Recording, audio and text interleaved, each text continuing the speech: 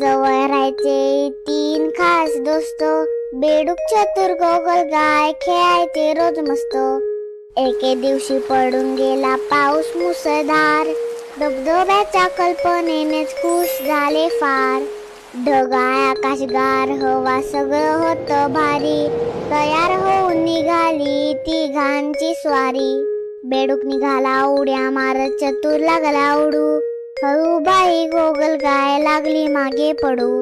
पोचणार कसं वेळेत तिथे, करावं तरी काय, इकडे तिकडे फिरत तिघे शोधू लागले उपाय.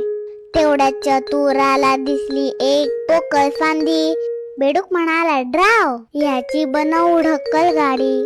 घट्ट पकडून फांदीला गोगलगाय बसली आत, बेडूक चतुरच्या सोबतीने गाडी निघाली जोरात.